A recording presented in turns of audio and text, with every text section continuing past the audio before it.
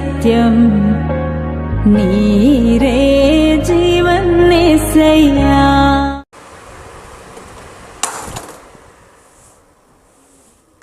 Praise the Lord. கர்த்தரும் இரட்சகரும் மீட்பருமாயிருக்கிற இயேசு கிறிஸ்துவின் நாமத்தில் யாவருக்கும் அன்பின் வாழ்த்துக்கள். தேவன் தாமே ஒருவரையும் ஆசீர்வதித்து பாதுகாத்து நடத்துவாராக.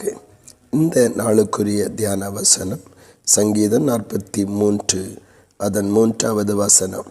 உமது வெளிச்சத்தையும் உமது சத்தியத்தையும் அனுப்பியருளும் என்று சங்கீதக்காரனாகிய தாவீது ஆண்டவரை பார்த்து ஜெபிக்கிறதை நாம் காண முடிகிறது.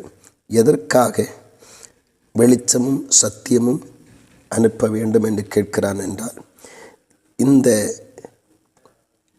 பாதைகள், அவன் கடந்து வருகிற பாதைகள் ஒரு இருள் நிறைந்த அல்லது அறிய முடியாத, அடுத்து என்ன என்று தெரியாத ஒரு பாதையிலே அவன் வந்து கொண்டிருக்கிறான். வாழ்வின் சூழ்நிலைகள், வாழ்விலே அவன் சந்திக்கிறதான சவால்கள் அவனை ஒரு இருளான பாதையை கடந்து வரும்படி செய்கிறது. என்ன செய்வது, ஏது செய்வது, இந்த சூழ்நிலைகளிலே என்ன காரியத்தை பெற்றுக்கொள்ளுவது என்று தெரியாதவனாக அவன் கடந்து வருகிறான். அடுத்து சொல்லுகிறான், சத்தியத்தையும் அனுப்பியருளும், உன்னுடைய வார்த்தையை எனக்கு அனுப்பியருளும். அதன் உண்மையான அர்த்தம், எனக்கு பாதையையும் தோன்றி பண்ணும், நான் நடக்க வேண்டிய வழியை எனக்கு போதித்தருளும் என்று கேட்கிறான். ஆண்டவருடைய பிள்ளைகளே, எதற்காக அவன் அப்படி கேட்கிறான் என்றால், உம்முடைய பாதைகள் எனக்கு காட்ட வேண்டும். என்னுடைய கண்களுக்கு என்னுடைய அடுத்த நிலைமை, அடுத்த நாள் இருள் நிறைந்ததாக இருக்கிறது. உம்முடைய பாதைகளை எனக்கு காட்டும், உம்முடைய வெளிச்சத்தை எனக்கு அனுப்பி உம்முடைய பாதைகளை எனக்கு காட்டும், வசனத்தை அனுப்பு, எனக்கு சத்தியத்தை அனுப்பும். நான் உம்முடைய வசனத்தின்படி நடந்து உமது சமூகத்தில் வந்து உம்முடைய நாமத்திற்கு நான் நன்றி சொல்லி என்னுடைய மனபாரங்களை எல்லாம் இறக்கி வைக்க என்னை அனுப்பி எனக்கு என்னை போதித்து நடத்தும் என்று சொல்லுகிறான். பிரியமானவர்களே, யாருக்கெல்லாம் இந்த ஆவல் இருக்கிறதோ, வழி தெரியவில்லை, நாளைக்கு என்னவென்று தெரியவில்லை, இந்த சூழ்நிலை எங்கே கொண்டு போய்விட விடும் என்று தெரியவில்லை, இருள் நிறைந்த பாதைகள். ஆனால் தாவீது ஜெபித்தது போல, உம்முடைய வெளிச்சத்தை அனுப்பும், எனக்கு பாதையை காட்டும் என்று தேவ சமூகத்தில் ஜெபிக்கிறார்களோ அவர்களுக்கு கர்த்தர் இறங்குவார். நீர் எனக்கு சத்தியத்தை அனுப்பும், எனக்கு வேண்டிய நடக்க வேண்டிய ஆலோசனைகளையும் புத்திமதிகளையும் எனக்கு சொல்லும்.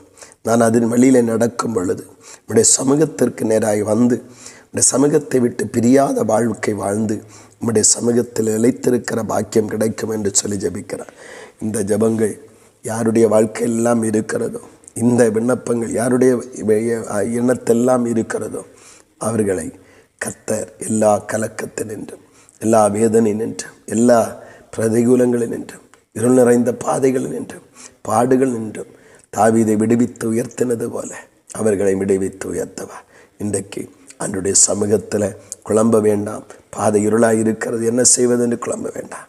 தாவீதை போல கேட்போம், எனக்கு வெளிச்சத்தை அனுப்பும், எனக்கு பாதையை காட்டும். அப்படி என்று கேட்கும்போது கர்த்தர் பாதையை காட்டுவார். எனக்கு சத்தியத்தை அனுப்பும், எனக்கு போதித்து சொல்லுங்கள், நான் எப்படி நடக்க வேண்டும், என்ன செய்ய வேண்டும் இந்த சூழ்நிலையில், அப்படி என்று போதித்து நடத்துங்க என்று ஆண்டவரிடத்தில் கேட்போம். ஆண்டவர் செம்மையாகவும் நன்மையாகவும் நம்மை போதித்து நடத்த ஆரம்பிப்பார். நம்முடைய வாழ்வு மறுபடியும் கட்டப்படும், மேன்மைப்படும். கர்த்தர் தாமே நம்மை ஆசீர்வதித்து நடத்துவாராக. ஆமேன், ஆமேன். ஜெபிப்போமா. அன்பின் பரலோக பிதாவே, நல்ல இந்த வேலைக்காய் ஸ்தோத்திரம்.